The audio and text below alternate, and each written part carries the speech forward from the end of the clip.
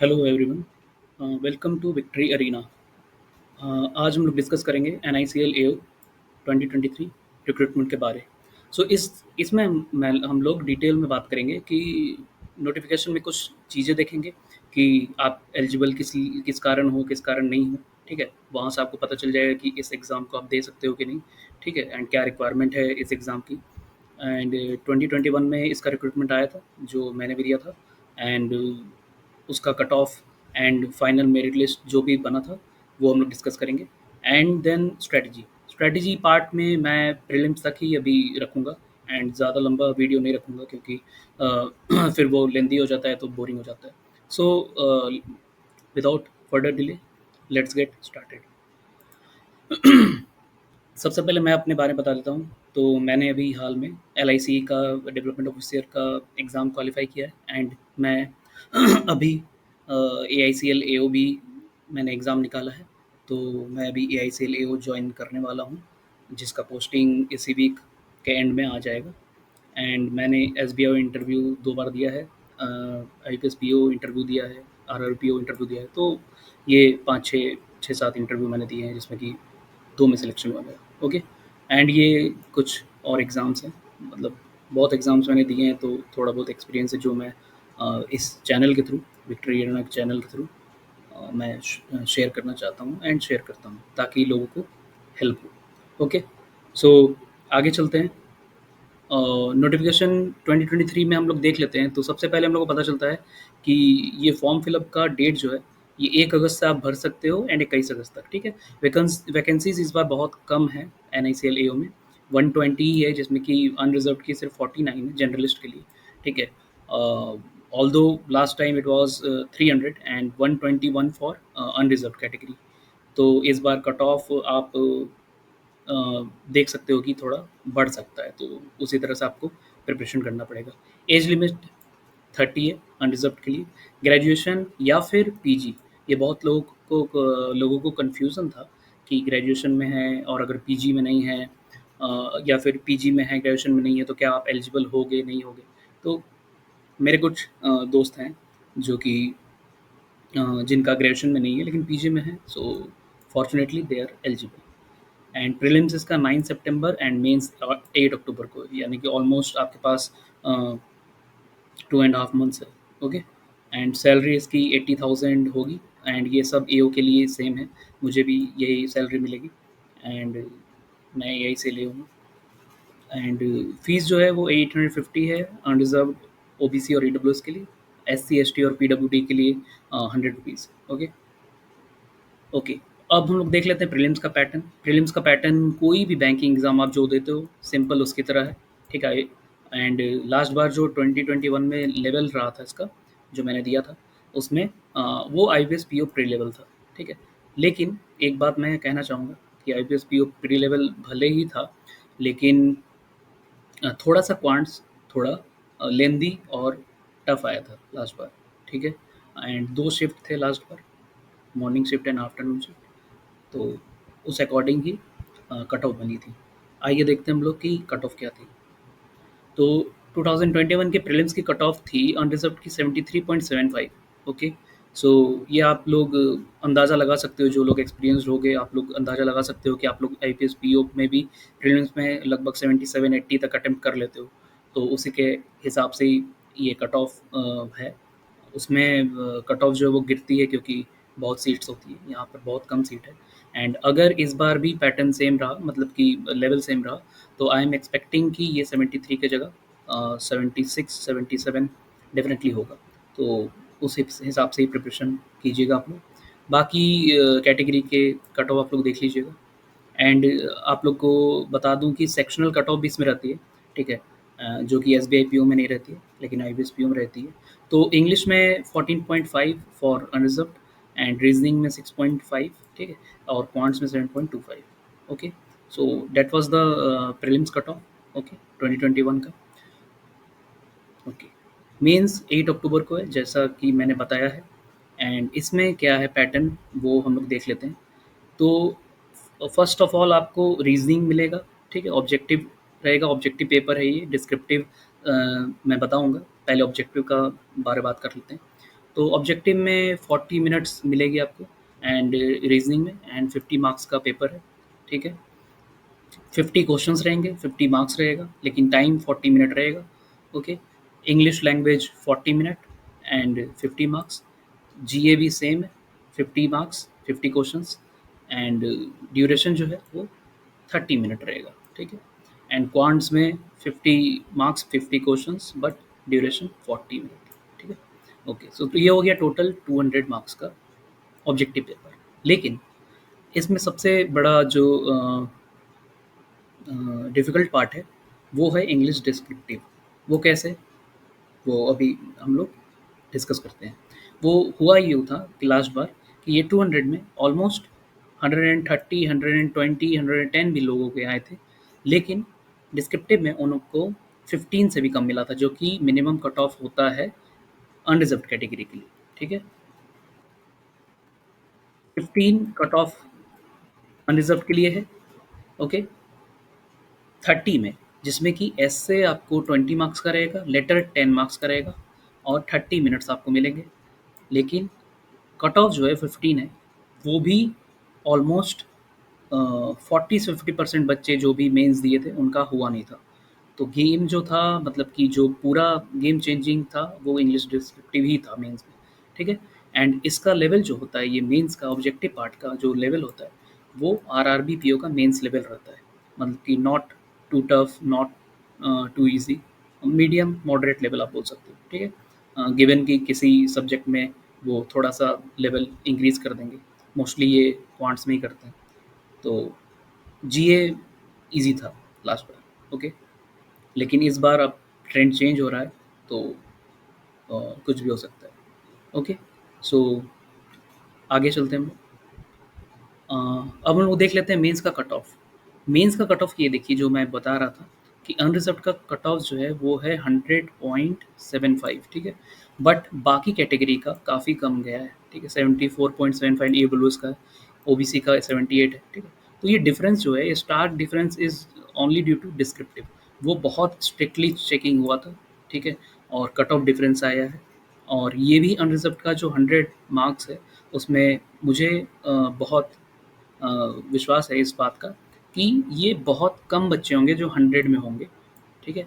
और जिनका भी क्वालिफ़ाई हुआ है, ठीक है?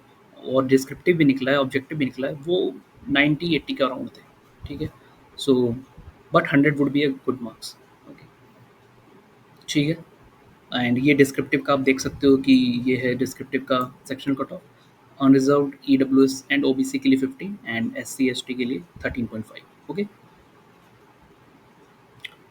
ये है sectional cut off. Sectional cut off से हम लोग पता लगा सकते हैं कि कौन सा सब्जेक्ट का लेवल क्या था। तो 13.25 रीजनिंग का था 50 में। अनरिजर्व्ड का ही बात कर रहे हैं, अनरिजर्व्ड एंड ईडब्ल्यूएस का, ठीक है?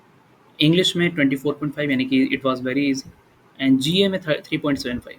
तो ये जीए तो टफ ही था, ठीक है? मैंने पहले कहा कि ईज़ी था, वो ईज़ी इसलिए कहा मैंने क्योंकि अभी का जो लेवल है, उसके कंपैरिज़न में ईज़ी था, लेकिन फिर भी जीए का कट ऑफ जो है वो काफ़ी लो गया था। इट मीन्स कि GA was not very much scorable, okay? And quants में 11, जैसा कि मैंने कहा कि क्वांट्स को वो लोग थोड़ा टफ बनाते हैं, ठीक है? और चलिए हम लोग आगे देखते हैं। ये है फाइनल कट ऑफ। तो फाइनल कट ऑफ जो है, आप देख सकते हो कि यहाँ पर अनरिजर्व्ड का 51.88। ये कैसे बना? तो ये होता यूँ है कि 200 का ऑब्जेक्टिव पेपर, जिसमें कि डिस्क्रिप्टिव का जो मार्क्स है, वो मैं बताना भूल गया। डिस्क्रिप्टिव का जो मार्क्स होगा, वो आप जितना भी लाओ, वो काउंटिंग नहीं होगा। ऑब्जेक्टिव का 200 मार्क्स ही काउंट होगा एंड उसमें ही आपको मेरिट लिस्ट में नाम बनाना है एंड उसमें स्कोर लाना है, ठीक है? तो अनरिजर्व्ड का 51.88 था एंड ईडब्ल्यूएस का मुझे मिला नहीं एंड ओबीसी का 49.78 एंड बाकी का आप देख सकते हो, ठीक है? तो और ये 51.88 कैसे आया, वो अभी डिस्कस करते हैं हम लोग नेक्स्ट स्लाइड में। एक एग्जांपल लेते हैं, एक मेरे फ्रेंड का, जो कि लास्ट बार क्वालिफाई किए हैं एंड वो वन ऑफ द टॉपर्स थे। तो उनका स्कोर कार्ड देखते हैं एंड देखते हैं कि कैसे ये फाइनल स्कोर कार्ड बनता है। ये है मेरे फ्रेंड का स्कोर कार्ड। तो इन्होंने बहुत अच्छा स्कोर किया है। इनका ऑब्जेक्टिव में टोटल स्कोर आप देख सकते हो कि 125.25 है, ठीक है? डिस्क्रिप्टिव में इनका मिनिमम मार्क्स जो चाहिए था वो आया है, बट वो काउंट होगा नहीं। तो अब देखते हैं कि ये फाइनल स्कोर कार्ड जो वो कैसे बनता है, ठीक है? फर्स्ट ऑफ ऑल ऑब्जेक्टिव का वेटेड स्कोर आपको आएगा, ठीक है? वो आप निकाल सकते हो, ठीक है? सपोज़ कि आप एग्ज़ाम दे के आए, आपके बन रहे हैं 110, ठीक है? तो 110 बन रहे हैं तो आप अपना ये है, मैंने जो फ़ॉर्मूला बताया कि वेटेड स्कोर निकालने का, आपका स्कोर मान लो 110 है, उसको 200 से डिवाइड कर दो, कितना आएगा? 5.5, ठीक है? तो 0.55, ठीक है? 0.55 आएगा, जब आप 200 से डिवाइड करोगे, 0.55 को आप 75 से मल्टीप्लाई करोगे, वो आपका वेटेड स्कोर ये आ जाएगा, जो इनका 46.97 है, ठीक है? और यहाँ पर इन्होंने 80 जो लिखा है, ये रॉन्ग लिखा है, ये 75 ही फैक्टर है। एंड मैं आपको दिखा देता हूँ कि नोटिफ़िकेशन नोटिफ़िकेशन में लास्ट बार का भी 75 ही था। अ, ये देख सकते हो आप, 75:25 ही रेशियो है। तो 75 ऑब्जेक्टिव का एंड 25 इंटरव्यू का, ठीक है? तो ये था कि अगर इनका स्कोर 125.25 बना है तो इसको 200 से डिवाइड करने पे सिंपल बात है कि 62.25 आएगा, ठीक है?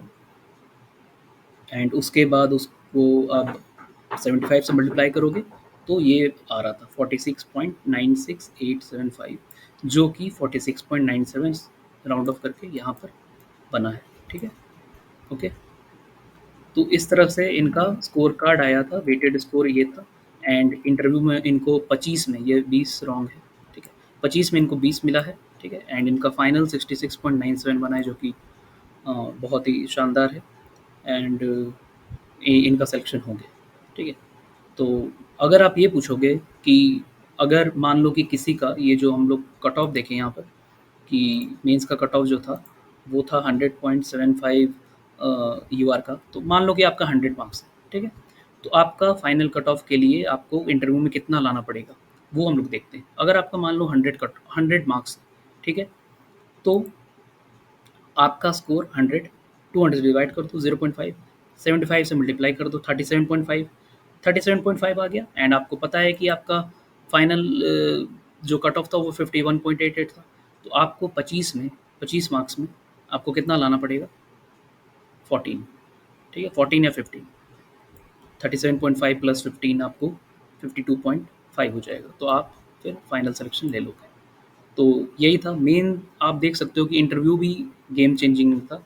इट वाज़ ऑल अबाउट, इसी कारण मैंने कहा कि वो जो बच्चे यहाँ पर क्वालिफ़ाई हुए हैं ना, ये जो आप देख रहे हो, ये यूआर का 100 जो कट ऑफ आपको दिख रहा है, ये बहुत ही, मतलब कि इनका तो सिलेक्शन पक्का ही होगा कि ये 100 स्कोर किए, बस मेंस का कट ऑफ निकाले।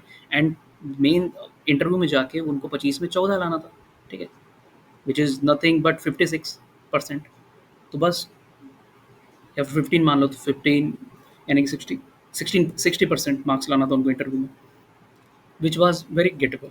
तो यहाँ पर मुझे इसीलिए लगता है कि जो लोग भी मेंस निकाले हैं, वो उनका मतलब कि बहुत चांस प्रोबेबल हो गया था कि वो फाइनल सिलेक्शन ले लेंगे।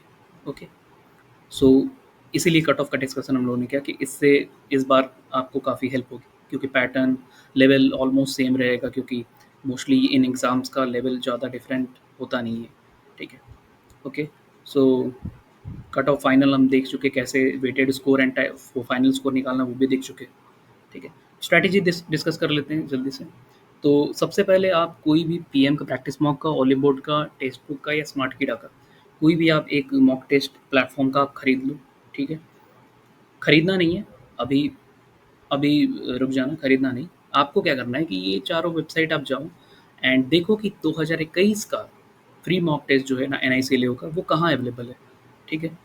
अगर अवेलेबल है कहीं भी, तो वहाँ पर आप जाके उसको अटेम्प्ट करो। देखो कि आपका दिक्कत कहाँ रह रहा है, ठीक है? अगर आप बिगिनर हो, तो आप अपने स्ट्रेंथ वीकनेसेस को नोट डाउन करो। फॉर एग्ज़ाम्पल, अगर आपको अ, एक क्वेश्चन डीआई का आया, ठीक है? उस डीआई में आपसे क्वेश्चन जो है वो सॉल्व नहीं हो रही, ठीक है? तो आप फिर यूट्यूब पे जाके उस टॉपिक से रिलेटेड वीडियोज़ देखो, प्रैक्टिस करो, ठीक है?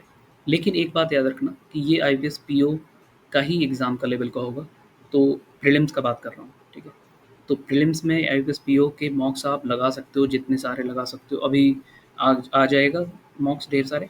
एंड वो मत सोचना आप कि आईबीपीएस पीओ आएगा तो कब मैं लगाऊंगा, मतलब कि उसमें क्या लगाऊंगा। आप एनआईसीएल एओ सिलेक्शन लो, ये बैंक जॉब से काफ़ी अच्छा जॉब है।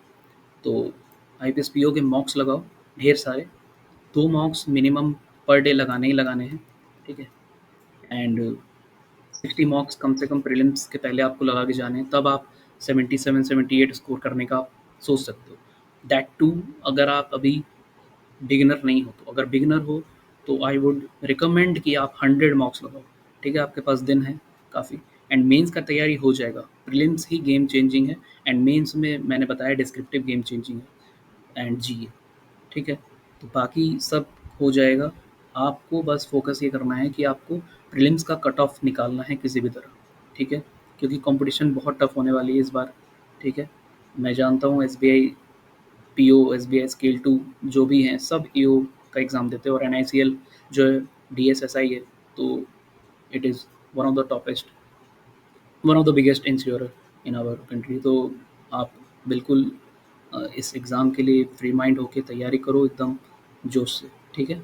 एंड आप अपना आप जो भी मार्क्स स्कोर करोगे, ठीक है? उसको नोट डाउन करो, ठीक है? एक्सेल शीट आप बना सकते हो, जैसे मैं दिखाता हूँ, मैंने लास्ट बार बनाया था। ये है एक्सेल शीट, ठीक है? देख सकते हो ऑलिव बोर्ड। एंड ये मैंने डेट भी लिखा हुआ है, 11 अक्टूबर को ये अटेम्प्ट किया था। तो इसमें मैंने लीजेंड भी लिखे हैं। लीजेंड मतलब कि आप उसको ट्रैक कर सकते हो कि जैसे मान लीजिए कि आप अपना अपने हिसाब से आप रखे हो कि 85 से मार्क्स अगर मेरा ज़्यादा आता है या फिर 95 परसेंटाइल से ऊपर आता है, तो एक्सीलेंट उसको मानूंगा। तो वहाँ आप ग्रीन कर दिए, जैसे ये देख सकते हो आप कि 98 परसेंटाइल है यहाँ पर, तो मैंने यहाँ ग्रीन किया हुआ है, ठीक है? एंड अगर 60 से कम है तो वो मैंने रेड किया है कि डेंजर। तो इस तरह से क्या होगा कि आपको एक अंदर से बहुत क्या बोलते हैं उसको, कि आप एक पॉजिटिव वाइब के साथ प्रिपरेशन करोगे। एंड खुद आपको खुद से कम्पीट करना होगा कि नहीं, मैंने कल ये मॉक लगाया था, इसमें मैंने 1 रेड किए थे, तो आज मुझे और अच्छा करना है। यहाँ मेरा उल्टा हो गया है, लेकिन ठीक है। तो अ, खैर, टेक्स्ट बुक का मैंने सबसे ज़्यादा लगाया था लास्ट बार। एंड तो ये बात है। एंड आप वीकनेस, लर्निंग्स, ये सब आप लिख सकते हो, ठीक है? ये मैं एक्सेल शीट का एक सैंपल, ब्लैंक सैंपल वो मैं शेयर कर दूँगा। अ, मेरा एक टेलीग्राम चैनल है, ठीक है? विक्ट्री अरीना, वो मैं दिखा देता हूँ। एंड विक्ट्री अरीना चैनल पे मैं जिसका मैं लिंक डिस्क्रिप्शन में डाल दूँगा। वहाँ पर मैं डेली न्यूज़पेपर आर्टिकल्स शेयर करता हूँ, जिससे कि एलआईसी डबल में आप देख सकते हो कि यहाँ पर 30 में से 23 क्वेश्चंस आए थे वो न्यूज़पेपर आर्टिकल से, ठीक है? And it was the game changer for those who have been given the who have given the LIC W, okay?